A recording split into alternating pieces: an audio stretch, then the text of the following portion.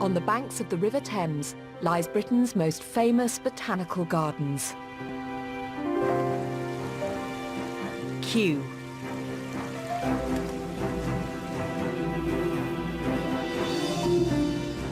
Covering 300 acres, it's home to one of the world's largest collections of plants. We've been given a unique opportunity to dig up a corner of this historic site, to re-establish a long-lost royal kitchen garden. Whoa, look at that. That is the best. They are gorgeous. And there's no one better to cook our produce than Michelin-starred chef Raymond Blanc, who over the last 30 years has established a large kitchen garden at his Oxfordshire restaurant. What a lovely feasting celebration of spring. Together, we'll be uncovering the untold stories behind our everyday fruits and vegetables. How a 12-year-old slave transformed vanilla from obscurity to the world's most popular flavour. How war with France turned us into a nation of potato eaters.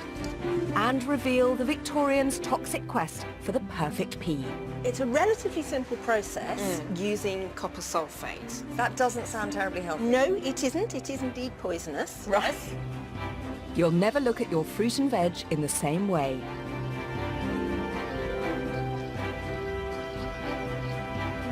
Over the next 12 months, through spring, summer, autumn and winter, we'll experience the joy of cooking seasonal produce straight from the soil. You have to suffer the wrath of the Frenchman if he hasn't got enough garlic. There's an amazing exchange of flavor going on here. That's a miracle of food.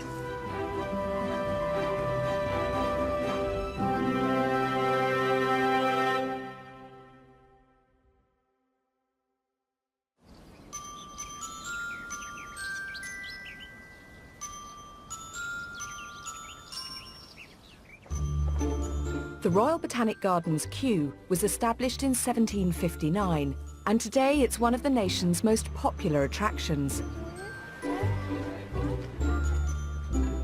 Visited by over 1 million people a year, it's home to some 150,000 plants. But it's more than just a tourist attraction. Scientists collect, study and preserve rare and endangered species from around the world before they are lost forever.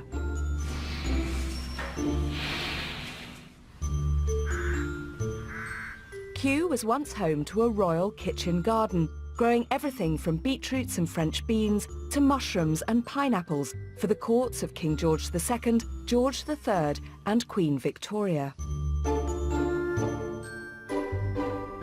Now we're digging up the flower beds to once again grow food, to reveal the hidden stories behind the produce we're so familiar with. Well, not so fast, Tony, my God. Good luck, little one.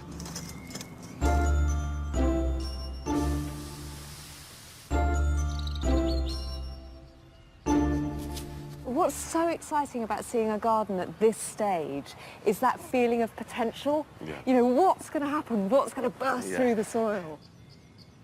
The fruit trees and some essential crops went in last autumn. But now the rest of the planting must be organised with military precision. I feel like a field marshal. Oh no. With a go, but Napoleon is back. Absolutely. And then here's my leeks, here are my rhubarb. Creating my beautiful strategy, my planting program. It's fantastic. Yeah. It's exciting. I mean, we're going to be growing a lot over the year, aren't we? A lot of different crops. I mean, 50 or so different vegetables. 50 vegetables, 250 varieties. Yeah. For me, it's so much more than a beautiful, colorful little plant. For me, it's a creative power which is going to define what I give you right through every day, every month of the year, okay, of every season. To help us put our plans into action and tend the garden day to day, we've recruited expert gardeners Alice Lum and Joe Archer. Can't wait to get going, growing all these different varieties of vegetables, most of which I haven't actually grown before. I'm a bit worried though about maybe the weather, maybe the pests and diseases, which could completely jeopardize everything we're going to try. I'm really looking forward to producing food for Raymond. He knows what he wants. He's chosen the varieties that we're going to grow. He will be expecting very high standards from us, and we want to deliver that for him. It's spring.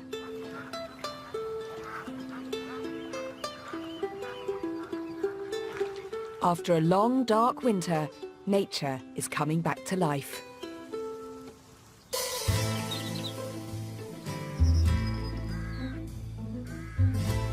Raymond and I will be growing 5 crops synonymous with spring.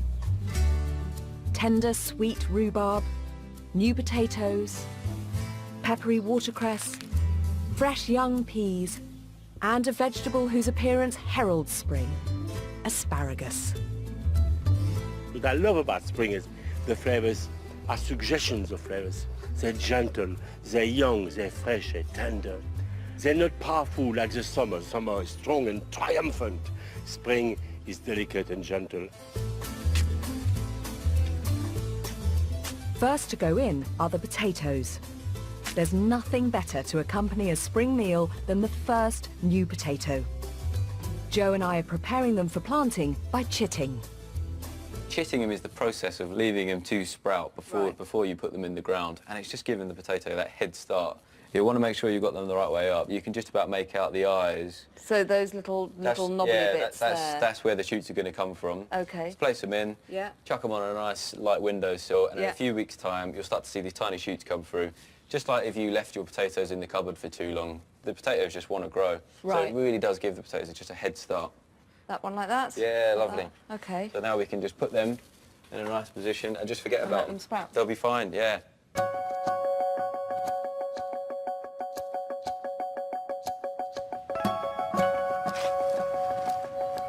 After 2 weeks, the potato chits have sprouted and are ready to go into the ground. Raymond and I are planting 15 varieties. Some will be harvested in late spring, whereas others will mature later, between June and November. Now I would like to give you my present. Just for you. It's not rude at least, it's very romantic. It's a beautiful hard potatoes, eh?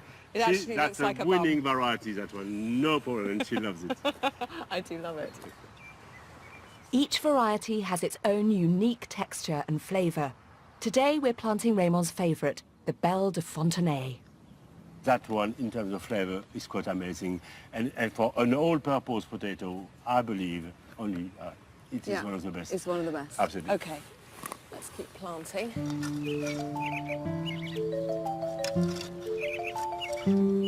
For me, there is nothing better than the taste of fresh, young peas straight from the pod. Our peas have been grown from seed in the greenhouse, and now we must plant them out. Some are dwarf varieties which grow low to the ground.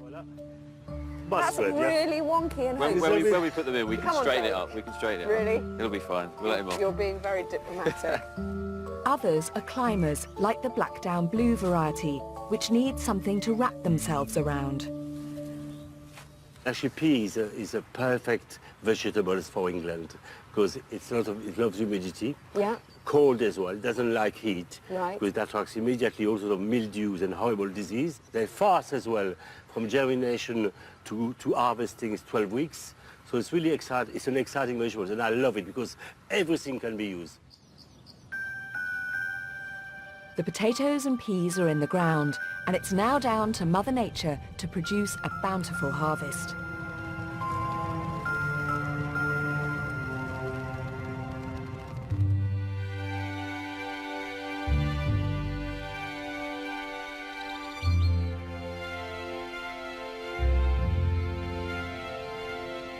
Kew has a long history of growing edible plants, but it's world-renowned for its exotics, many from much hotter climates than our own.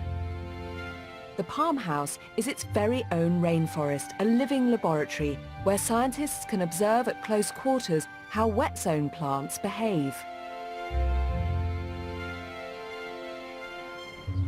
The Princess of Wales Conservatory, with its 10 climates, contains water lilies, mangroves and pineapples. But this is just the tip of the iceberg. I'm going behind the scenes with horticulturalist Lara Jewett to learn the secrets of rare and exotic edible plants. Yeah, we're in the tropical nursery, and actually this is kind of the hidden gem of Kew, if you like. In here we grow all tender plants. Right. So anything that needs protection. It's actually one of the most diverse plant collections in the world.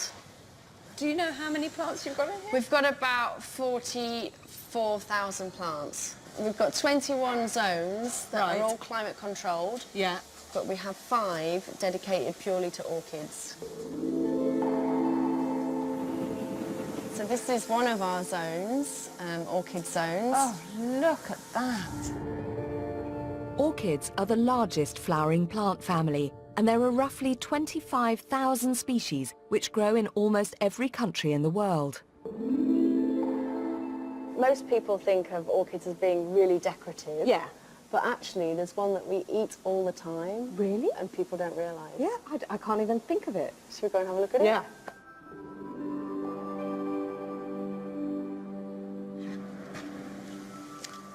So in here, we have the orchid that we all eat all the time. Yeah. But actually, it's the seed that we eat. Yeah. And the orchid is vanilla.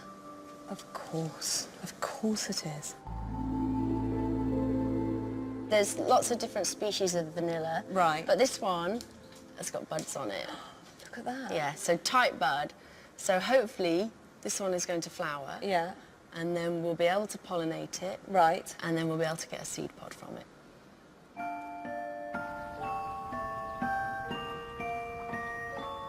Within a couple of days, the bud has produced a flower, and Lara has less than 24 hours to pollinate it before it withers. Now this petal is a modified petal. It's actually called the labellum, and it's a landing platform for the pollinator, which is a bee, to land on and pollinate the plant. The Melipona bee is its sole pollinator, and it's only found in vanilla's native country, Mexico. Elsewhere, it must be pollinated by hand. Within the structure is a finger-like column, and that houses the male and female parts. So if I stick this little bit of wire in there, then I can catch under the anther cap, and below that is the pollen. I can grab hold of the pollen, and then if I push it underneath it, I can stick it onto the female part, and therefore pollinating it. This technique was perfected in 1841 on the island of Réunion by a 12-year-old slave boy, Edmund Albius. He revolutionized the cultivation of vanilla and made it possible to grow beans anywhere in the world. His method is still used today to pollinate all vanilla flowers. But growing the bean is just the first stage. Next, it must be cured. So Tim, if Lara is successful with her pollination, is this what the plant will produce? Yes, that's the fruit of the vanilla orchid, what we call a vanilla bean or a vanilla pod. So this is the familiar vanilla. What does man have to do to make this happen? You basically kill it by a very simple process. Killing the pod in hot water breaks down its cell structure, releases chemicals, and starts the curing process. Then it's sweated by wrapping it in a cloth and drying it in the sun.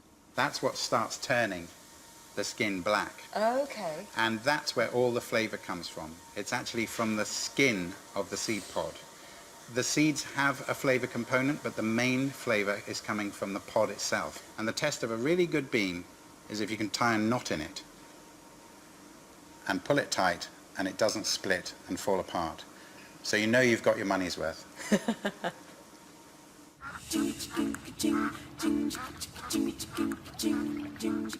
In the kitchen, vanilla pods soon dry out and lose their flavour.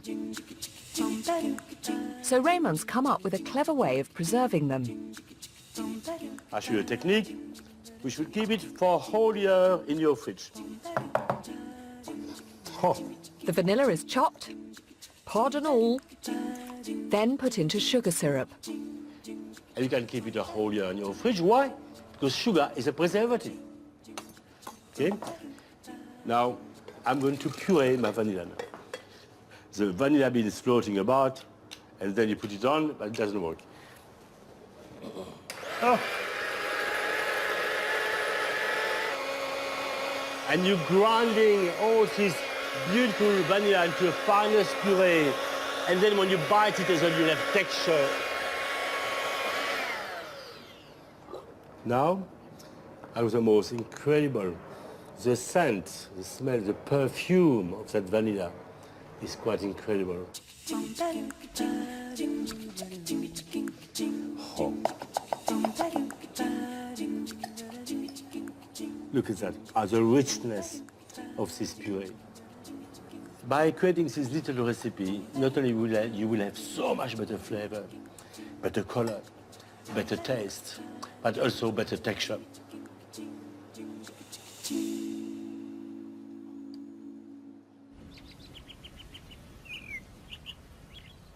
Raymond's planning to use the vanilla to make custard, and what better to go with it than rhubarb.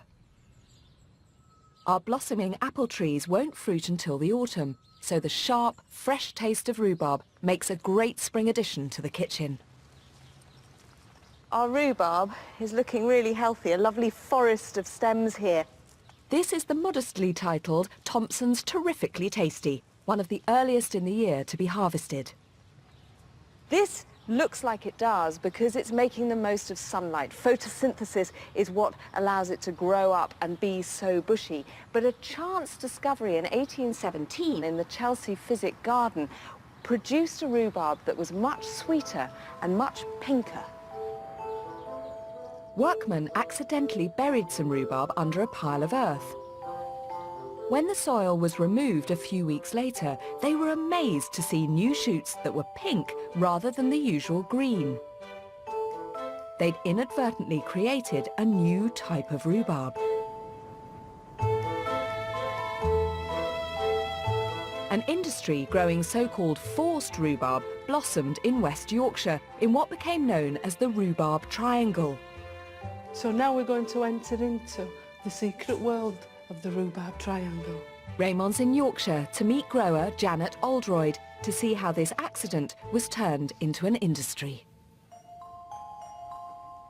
So here we are. Oh, that's absolutely incredible.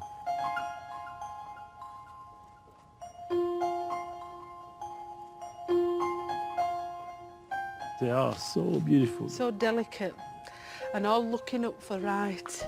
Of course, but they don't find it. No. In the darkness, the plants can't capture energy from the sun, so instead it must come from the roots.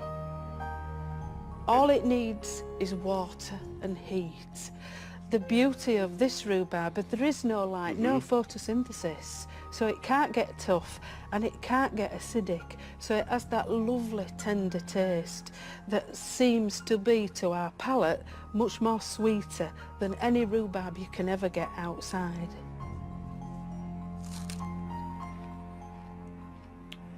It's a delicate flavor. There's a fantastic, beautiful color, which is so gorgeous. There's this wonderful, rich pink. After the Second World War, rhubarb sales went into decline as imported tropical fruits lured away customers. Today, Janet is one of the few remaining producers of forced rhubarb. On the top of that, to be so romantic as to harvest it with a candlelight, Janet, it's marvelous. Yeah, Shall we dance in a rhubarb field? Yes. By the candles. Yes, by the candles. Very romantic.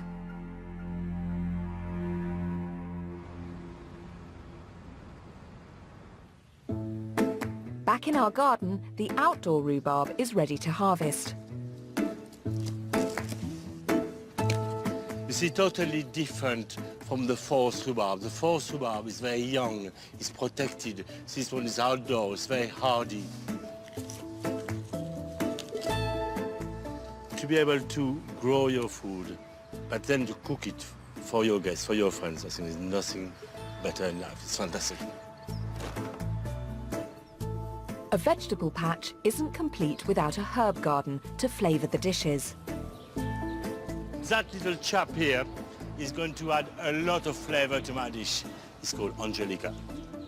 Angelica is a member of the parsley family, and it's grown for its sweetly scented edible stems. And that's rhubarb and Angelica. I've never tried it before, but I feel it's right.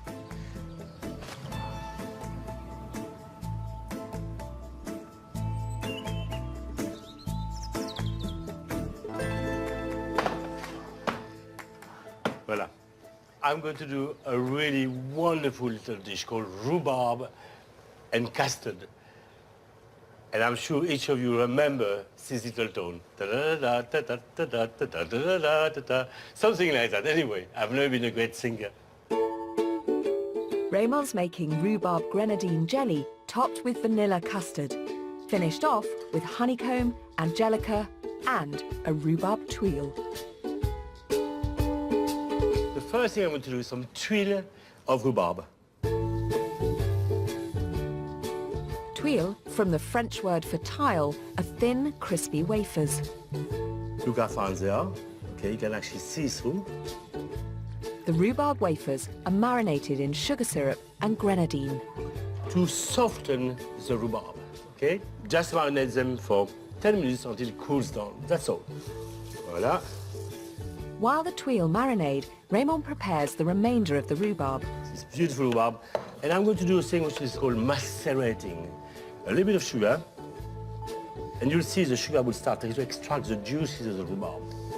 You'll be amazed how much more flavor you're going to get. The grenadine syrup from the tuile is added to the maceration, which is left to infuse for half an hour. Oh, it's beautiful.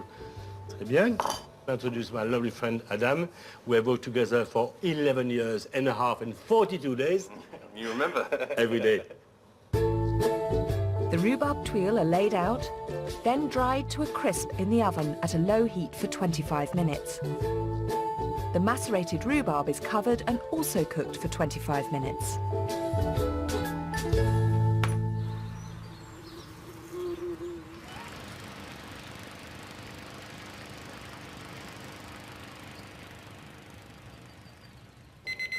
So my rhubarb is now ready.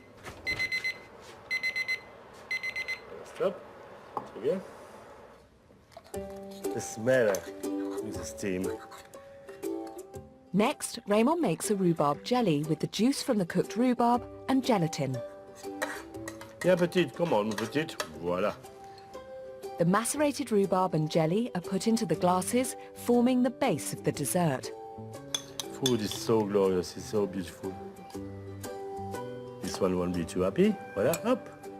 While they set, Raymond prepares a special custard with the vanilla puree he made earlier.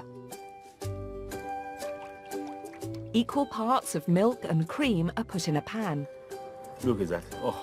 and the vanilla puree is added. Then I'm going to simmer it. 5 eggs and an extra egg white are beaten together, Pour it very hot. to which are added the hot milk, cream and vanilla. I'm partially cooking my yolk, and it's actually binding that sauce to the perfect sheen, perfect thickness, perfect quality of texture. Raymond adds the gelatine and returns it to the stove to thicken the custard. I wish I had a bigger mouth. It's so delicious. Now Raymond assembles the dessert. I've got my beautiful rhubarb gelée here. Macerated rhubarb and jelly on the bottom, then custard, Right in the middle. topped with golden honeycomb. Hop. I'll do a few of them. Oui. You've done not very much today. Voilà. And then a bit of Angelica. Spring for me. How could I describe that smell? Very rich and balmy and... Soapy. No, not soapy, Adam. You offend my beautiful Angelica. It's not soapy. For you it is? No, it's beautiful. Oh, it's lovely. Look how beautiful nature is.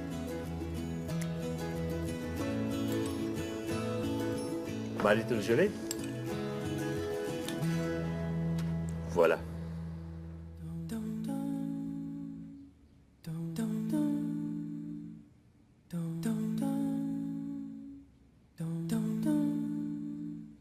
Shall we have a little taste, Adam?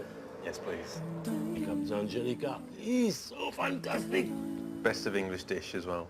Rhubarb and custard. Rhubarb and custard, exactly. Da, da, da, da, da, da, da, da. What a lovely song. Amazing song.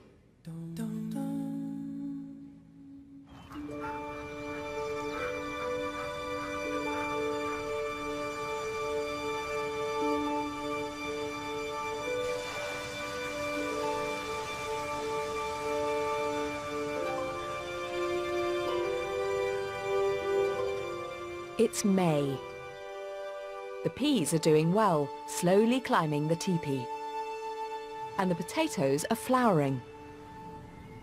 But on some of the plants, Joe spotted something every potato grower dreads: blight. It's definitely blight. You can see by these legions just appearing on the stems there, and how the leaves are starting to curl. Potato blight is a fungus-like organism that infects leaves, stems and tubers to devastating effect. The danger is this could take out the whole crop, and it would happen quite quickly. You know, rain, very humid for the last couple of days, is terrible for these fungal diseases. And the wind is picking up as well, so a lot of these spores will be blown around, and to be honest, they're probably all over these potatoes already. So we're in for a bit of a battle. Cutting the plants back should stop the blight travelling down to the potatoes themselves. We've been growing potatoes in Europe since the 16th century, when they were introduced from Peru by the Spanish. But for over 2 centuries here in Britain, we viewed them with suspicion, fit only to feed animals. In 1790, though, the Napoleonic Wars brought chronic food shortages to our shores. The government saw the easy-to-grow, nutritious potato as the answer, so it launched a PR campaign in, of all places, coffee houses. The 18th century coffee houses were very different to your average Starbucks and Caffè Nero, in that you'd walk in to a smoky, candlelit room and people would shout, "What news have you?" And you'd have to exchange information before you were allowed to sit down. This could be about anything in the world, from politics to philosophy. And it was in places just like these, in the 1790s, that the government tried to sweeten public opinion in favour of the potato. The government distributed pamphlets to the movers and shakers who frequented these cafes. Was it just sort of bald propaganda? Potatoes are lovely, potatoes are delicious, you must eat potatoes, or were they more practical than that? No, far from it. They were very detailed and very practical. I'll just read you this bit. In April and May, the sets may be planted. Draw furrows 3 feet asunder. In those furrows lay the dung, no less than 20 loads or tons per acre. Drop the sets on the manure 9 inches asunder. And so it took away the excuse of thinking, well, I could grow potatoes, but I've no idea how to do it. This was like, we're going to tell you to grow potatoes, we're going to tell you why they're good, and we're going to tell you how to do it. Now go off and do it. Exactly, and you would have left feeling edified and fired up after your coffee and just kind of reaching for the nearest shovel. The campaign worked. The potato transformed from animal fodder to the staple of our modern diet.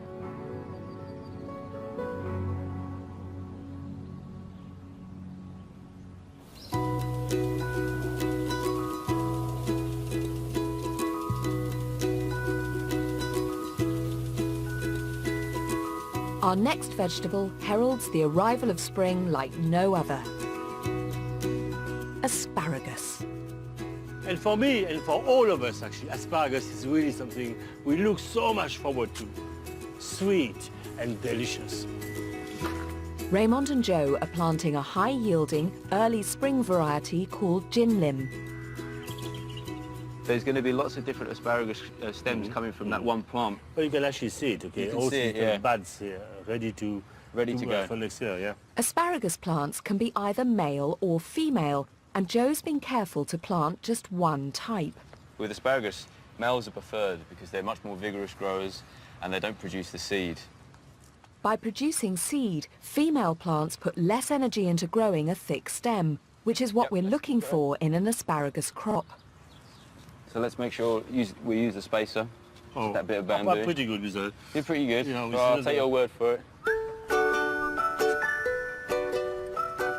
See, look.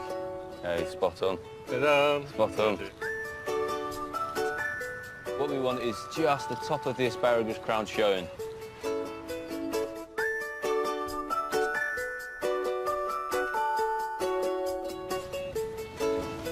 Whereas rhubarb and potatoes arrived on our shores relatively recently, asparagus goes back millennia. That's blanched. Yeah. In the Kew Palace kitchens, historian Ruth Goodman is preparing a Roman asparagus recipe from Apicius. Dating back over 1,500 years, it's one of the world's oldest cookbooks. Lovely. So was it the Romans that are responsible for asparagus now being, you know, one of the main crops in Britain? It's the Romans who spread it right throughout their empire. They just loved it. Wherever they went, they grew established asparagus. The recipe calls for the asparagus tips to be ground up. So literally just, it feels criminal. It feels wrong, doesn't it? It does. I know. Pounding food was typical of high-status dishes like this. The more kitchen staff you could afford, the more finely could you grind your food. Have some onion. Lovely. Coriander, savoury and lovage. Lovely. We're going to slacken it off with a mixture of wine and oil. Asparagus recipes like this were an essential part of the Roman feast of Epicurus, a celebration of the finer things in life. Inconveniently, the feast was in January, 6 months after the last asparagus harvest. They actually had fleets of ships which would gather it all up from the various ports where it was being produced around, and then carry it with runners straight up to the Alps, where it was frozen. No way. Yeah? Yeah, and then they had a system of runners to bring it straight, frozen, from the Alps, down to where everybody wanted to eat it for the Feast of Epicurus. That's astonishing. So there would literally be somebody, what's your job? While I'm an asparagus runner. Exactly. And that goes straight on the heat. So the eggs go on top. It's very gentle cooking, so we just want it to thicken. That looks spot on. Look at that. What do you think? Wow. It's just full of so many flavours, isn't it? It's a good way of eating asparagus. Too. Lucky Epicurus, I can say.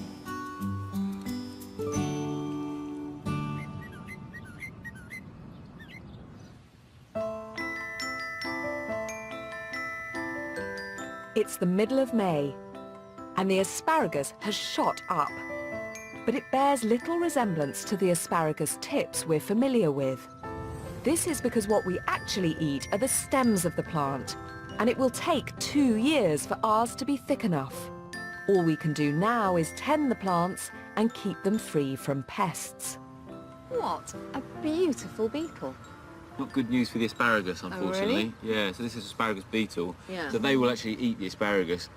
But this is first-year asparagus, isn't it? So we couldn't harvest it anyway. Yeah, exactly. So we've got a few years to try and address the problem. Right. And the way we're going to do it is just to be vigilant. We're going to pick off. You can see really closely there's these tiny little black eggs that they lay. Oh, yeah. So what we're going to try and do is pick off where they've laid the eggs. Right. Because both adults and the larvae do damage to the plant. It's such a shame that such a beautiful, beautiful beetle should be so destructive. As our asparagus isn't ready, Raymond has harvested some from his garden. Oh, they're gorgeous. They're absolutely gorgeous. With them, he's making griddled asparagus tips on a spring vegetable crumble. So now, my asparagus, be careful, don't splash, very gently. The asparagus is blanched, only partially cooking it in preparation for griddling. 3 minutes, start, ready, bang. It's that easy.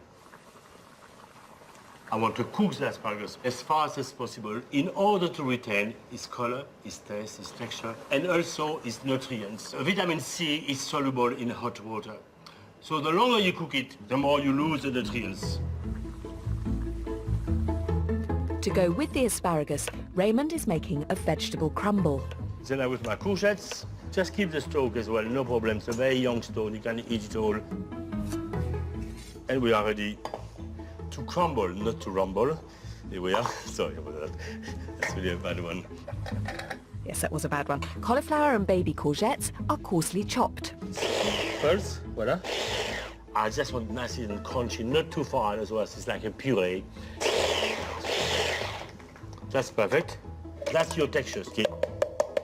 Raymond adds shallots, grated boiled egg, chives, and chili.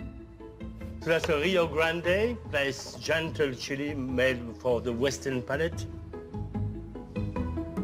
Okay? Très bien. Voila. And gently, lovingly, lift them up nicely. Oh, that was not loving, Raymond. And my glasses are steaming. The asparagus are screaming. Oh, catastrophe. Très bien. Each serving is made up of 5 spears, which Raymond skewers together. This will hold the asparagus perfectly. And you have a perfect grilling surface as well. You don't have to turn every single asparagus as well. I'm going to brush them with olive oil. And the trick here is not to put the oil in the pan. Let the pan just dry and put a tiny bit of oil on your food. And the minimum, the better. Okay, voila. Yes, I love this nose. What a lovely nose for the cook. The asparagus is grilled for 3 minutes on each side. The coarsely chopped vegetables are flash fried in hot, refined olive oil. The oil will permeate the food. You want the oil to stay outside of the food, and for that, it's going to be hot enough. Voila, looks is wonderful. It feels like spring. Then you're going to go very fast. Lemon juice. Some water. Très bien. And of course, your herbs and smoked paprika. Absolutely delicious flavor, absolutely amazing. That is ready. Now, bien. This creates a bed for the asparagus with a spicy paprika jus. And all what you have to do now with a little bit of egg just at the top here. Yes, look at that. And I hope you enjoy.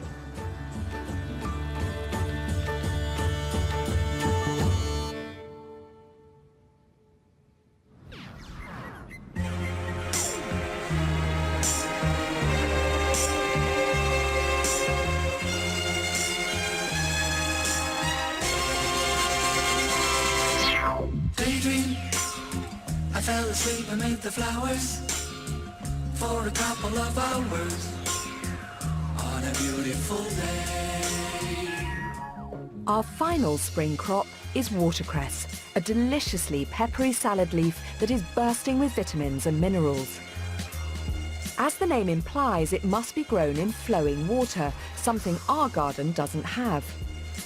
So Joe and Alice are sowing a micro variety which can simply be grown in a tray.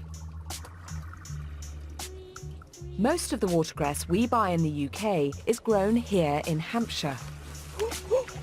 It's chilly.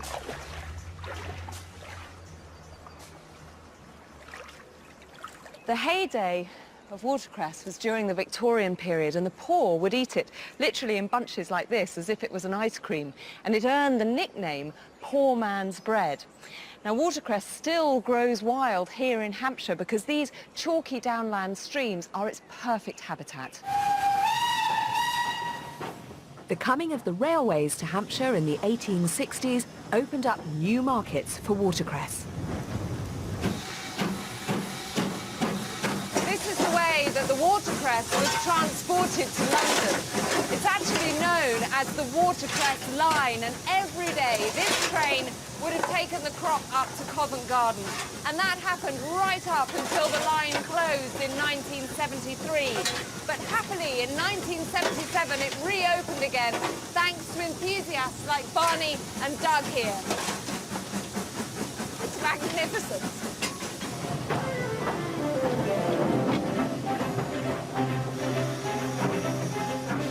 The most celebrated of all Covent Garden's watercress sellers was Eliza James. I'm meeting her great-grandson, Stephen Brownbridge. She started off at the age of 5 selling watercress from baskets. What then happened was that her father died when she was 11. Yeah. And she had to be the main breadwinner. Okay. And obviously she tried to develop it more and more. She went on to supply watercress to nearly every hotel and restaurant in London. Over 50 tons a day. Was she a well-known figure? Was she somebody that people knew and recognised? Yes. I think you've only got to look at the obituaries from the Times in 1927, which I've got a copy. That's an original. Watercress Queen. Watercress Queen. That's quite a title, isn't it? She was known as the Watercress Queen because reputedly she had the largest watercress beds in the world. This is wonderful. It says, I've been out in all weathers selling watercress for 17 or 18 hours a day since I was a child. Study your customers, never disappoint them, and give them the best. That's the way to get on. That's right. She sounds a formidable character. I think she was.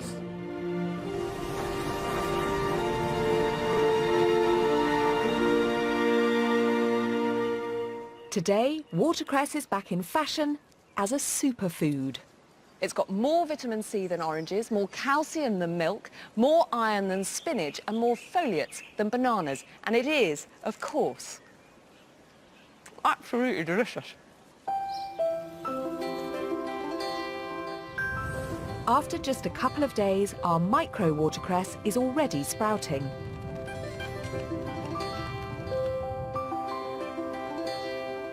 And over in the garden, it looks like Joe's intervention has stopped the potato blight, ruining the crop.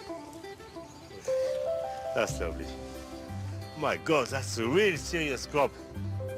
These are international kidneys, more famously known as Jersey Royals.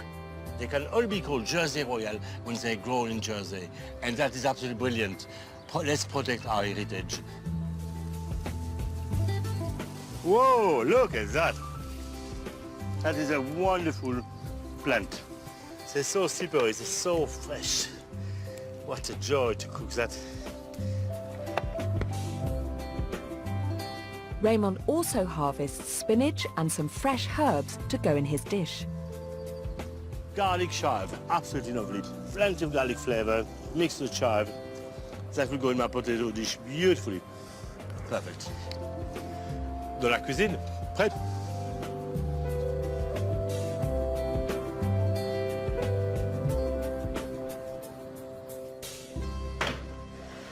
Voilà. The first Jersey Royal potato, or the international kidney, don't forget, okay, is an important moment in our lives. That first new flavor, young, delicious, melting. Think of the cool butter melting into it, and you're in heaven. Voilà. The international kidney is a waxy potato, unlike later varieties that tend to be flourier. Its firm texture makes it ideal for boiling. We've taken so much time growing it, digging it, cleaning it. Then you're going to cook it, so cook it well and understand exactly what you are doing. So listen carefully. Raymond is going to show you how to cook the perfect boiled potato. The potatoes are put in a pan with cold water and heated slowly to a gentle simmer. If you're an Englishman, you want your mint. It's very important, it's 10 minutes from simmering point, okay? Not from the beginning. I want a gentle simmer, because if you boil them, the heat is too aggressive, it breaks down the cell wall too fast, and then you end up with over-watery potato, and often breaking down as well. Drain them. Oh, they're beautiful. And you have the Guernsey batter, which would go very well with your Jersey Royal potato, i.e. international kidney potato. A bit of parsley, should you wish, and serve them to your guests. As simple as that. C'est tout.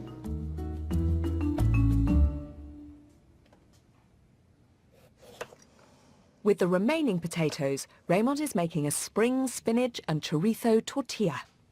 Potatoes. First, he fries off the ingredients. And my onions, and my bay leaf, and my thyme. Then he seasons the potatoes with salt and black pepper. Bit of heat. And a type of Spanish chili pepper called espelette. So then, cover that. The ingredients are left to cook for 15 minutes. Ah, that's ready. Thank you, my little friend. Voila, that's ready. So my chorizo, that's going to be wonderful, wonderful flavor. I'm going to let my chorizo sweat out all that beautiful chorizo oil and the oil of the pig, of course. That will give that an amazing flavor. I'm happy, so I'm adding my spinach in.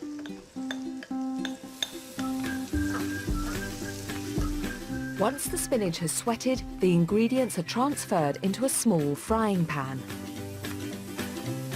Voila. And what I wanted to do now, this will be a builder's job, okay? Press on it, jump on it. Don't jump on it. Don't do that. Parfait. Next, Raymond adds the eggs. And look at that, these amazing colors and flavors. So simple. And puts it in an oven preheated to 170 degrees for 15 minutes.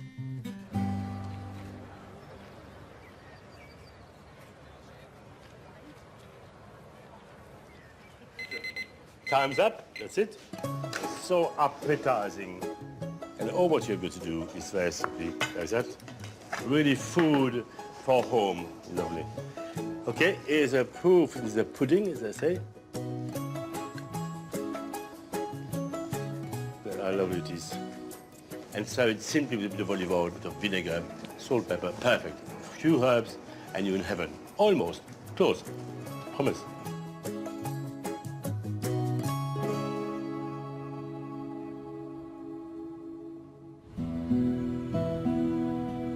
Spring is about to give way to summer. With the early potatoes dug up, the empty beds are being prepared for the next crop. In the greenhouse, the micro watercress is ready to harvest. So those effectively are seedlings. Right. Okay, so it's a beautiful, very tiny young plants, okay? Let's have a taste and see what you think. Can we start with the watercress? Yeah, absolutely, yeah. Thank you. I know you have a great appetite. And yes. Oh, it is lovely because it's got the intensity and the pepperiness of the watercress. It's got big identity. It's not just color and prettiness. No, I mean that's big character. That I was going to strong as say. you. It's not just watercress you can grow in the micro variety. All in all, we're growing 10 types of micro herbs. Are these celery seeds? Yeah. And you're literally harvesting them just as the first seedlings come up? The little babies. That's baby seedling, the baby celery. Okay, You're just murdering, before. you're murdering babies. No tears? No. I know, you don't Okay. care. You're ruthless. Oh, wow. Huh? Amazing, eh? For such a little plant, it's really incredible packed with- power they deliver. What's this one here? I've never heard of an ice plant. It's a frosted plant. It's like you picked it up under the frost and crunchy with a light lemony flavor. Actually, this plant is almost more about texture than flavour, isn't it? Exactly. And some in food, okay, very important. Texture is as important as flavor. Not less, no more. Yeah. They work as companions. They work together. Raymond will use the micro watercress in his final spring dish, pea risotto. And in the garden, the peas are almost ready to harvest. Eating peas from the pod is one of life's great pleasures. We've been growing peas since the Iron Age, but back then they would rarely have eaten them like this. They would leave them until they literally dried on the plant. Then they would be harvested and stored so they could provide food over winter. But in 1809, along came an invention that would bring fresh peas to the masses. During the Napoleonic Wars in France, a competition was held to discover a method of preserving fruit and veg that would be for use by the military. Okay. And Nicolas Appert came up with the system that we now know really as canning in glass jars. Yeah, but presumably a glass jar is not terribly practical if you're stamping across the French battlefield. Absolutely not. The glass jar was quickly superseded by the more robust tin can. But no matter how the peas were preserved, there was a rather unappetizing consequence. So the problem, as we can see, is our nice freshly podded peas are lovely and green. Yeah. When they are preserved in boiling water, our lovely green peas have gone this rather delectable shade of khaki. What do you have to do to keep the colour but still keep them edible? Well, it's a relatively simple process using copper sulfate. Copper sulfate? Copper sulfate. That doesn't sound terribly healthy. No, it isn't. It is indeed poisonous. Right.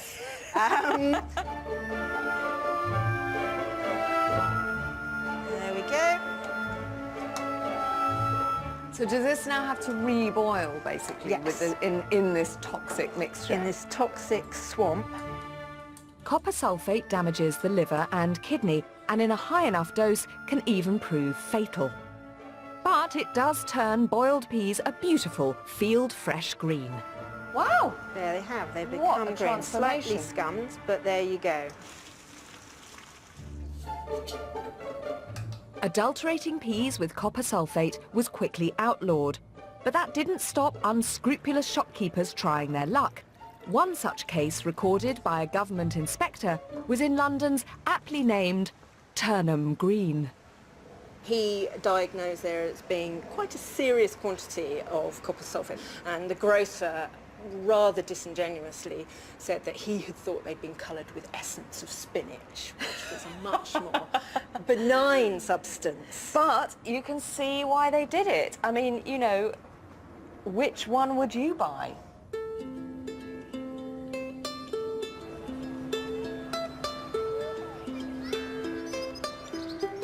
As May draws to an end, the final spring crop, peas, are ready to be harvested.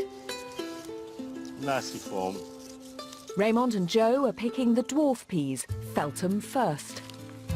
So they're much sweeter when they're picked straight away, Raymond. Always. When they're young like that, it's amazing. As well as the peas, he's also harvesting flowers and shoots from the Blackdown Blue variety. Look at this beautiful purple, okay? They're not ready yet, but the flowers are, so I'm taking a few.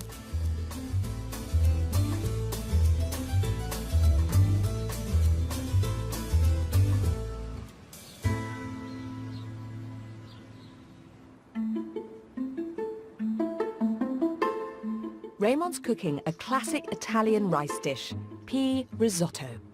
Interestingly enough, I would use the pod as well, okay, to make the stock for my risotto. Instead of throwing it away, I want to use it, okay? I'm going to love this stock. The pod has got a lot of flavors. Boiling water. To get rid of any bitterness, the pods are blanched. And from boiling, 1 minute only, just to blanch them. Then you put them into the equal amount of ice water. Voila, that's ready, 1 minute. This stops the pods cooking, preserving their colour and flavour. The pods are then liquidized. You get that all these flavors, these colors, these nutrients extracted from what we should normally waste. Then strained. Look at that. To produce the stock. That's why you can use your best olive oil.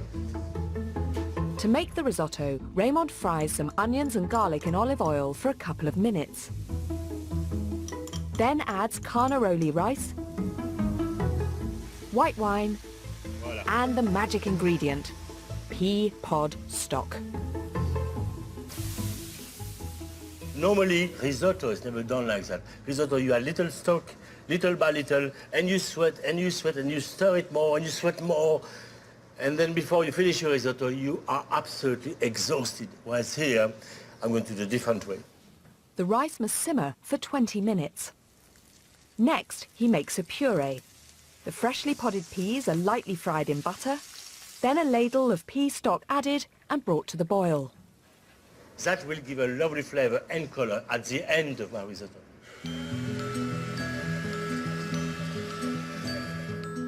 What a gorgeous color. Clean, fresh, fast cooking. He's also adding whole peas and other spring vegetables, courgettes, spinach and radishes. The radishes will give a lovely peppery flavor and color to your risotto. Just a bit of water to create the syrup, voila. Very good technique to cook vegetables. Very tiny bit of water and steam itself up. You lose no nutrients, minimum. After 20 minutes, the rice is cooked. So now, my color and my taste, okay? That lovely pea puree. Only now does Raymond stir the risotto. I'm rubbing all these molecules of starch together so they create the richness and the creaminess. And you can see it's already clumping together. Just baked to be stirred. So now I'm going to add all these wonderful, perfectly cooked, simply cooked vegetables. Voila. Raymond sweats the pea shoots and the flowers.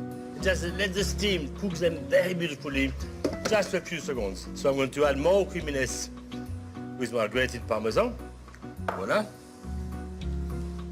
Tiny dash of white wine, just to sharpen it up. Voila. Maybe a bit of lemon juice if you want to. That's how you build up flavor with acidity, with bitterness. To finish it off, you use your best olive oil here. Look at that, how shiny, how creamy it is. So yeah, look at that. That creaminess is wonderful textures, yet full of goodness. Voila, parfait. Do your little pea shoot, easy to cook, packed with nutrients. Grow them. A bit of parmesan, a bit of micro watercress to adorn my little dish. Voila. Bon appétit.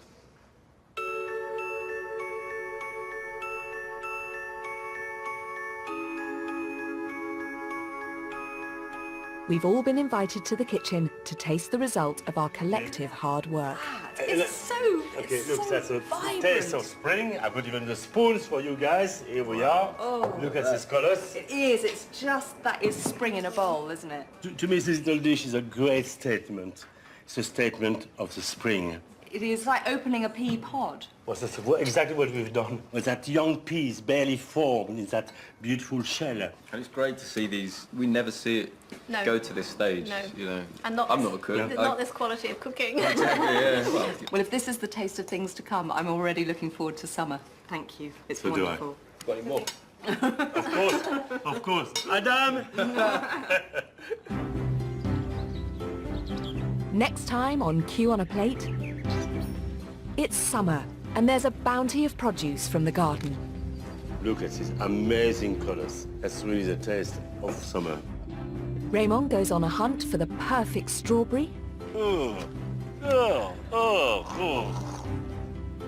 Horrible. We'll discover how garlic came to our shores. 2 agents got off and 2 sacks of garlic were put on. No. And I taste Raymond's first ever gooseberry dessert. You have passed the test. As a first attempt, not half bad, I'd say. Oh, thank you very much. I am so grateful. Thank you. That's all to come next Monday at 9. Taking care of the evening meal, the Hairy Bikers and Lorraine Pascal cooking the nation's favourite food tomorrow at 7. On the way in a moment, Vic, Bob and the crew have some comedy dance moves to show you. How